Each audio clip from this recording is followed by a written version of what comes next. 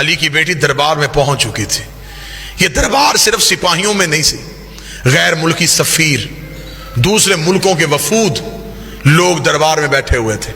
دربار سجا ہوا تھا.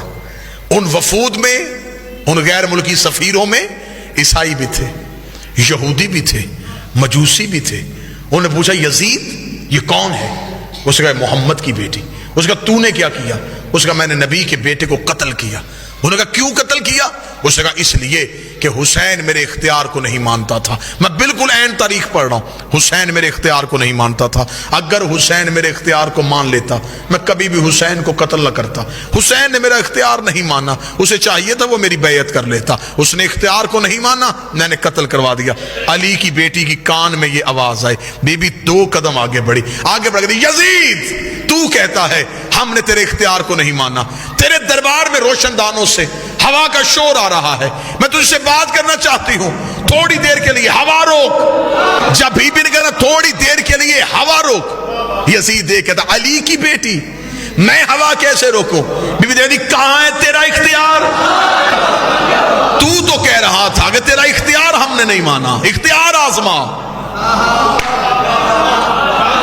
روشن دان سے ہوا روک. اس علی کی بیٹی یہ میرے بس میں نہیں. بی بی کہا تیرے دربار میں سپاہی گھوڑوں پہ بیٹھے، گھوڑے سم اٹھا کے زمین پہ مار رہے ہیں، سموں کا شور آ رہا ہے. تھوڑی دیر کے لیے سم روک. اس علی کی بیٹی میرے بس میں نہیں. جملہ بی بی نے اتنا وزنی کا کھڑے بھی ہو جو جملے کا قد بڑا ہے. بی بی دیکھا دی تیرے جانور بھی تیرے اختیار میں نہیں.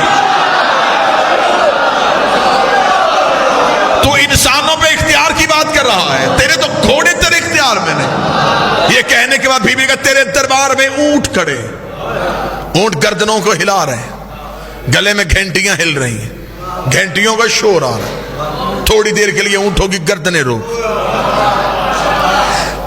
اب غیر ملکی سفیر سن رہے تھے، پورا دربار سن رہا تھا، اور اکیلی علی کی بیٹی بول رہی تھی.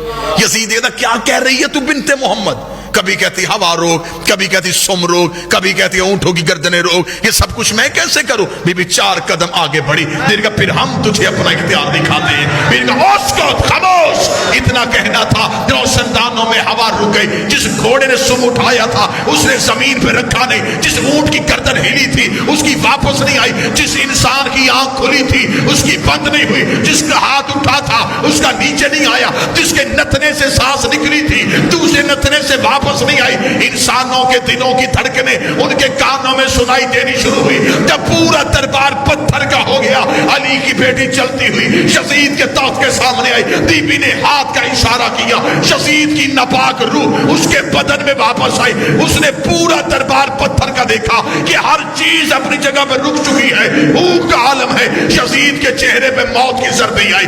اس نے تخت پہ بیٹھ کر علی کی بیٹی مجھے معاف کر دے، علی کی بیٹی مجھے موت نہ دینا، علی کی بیٹی مجھے معاف کر دے. بی بی 2 قدم آگے بڑھی. بی بی نے کہا اب بتا کہتی تو ہے یا ہم؟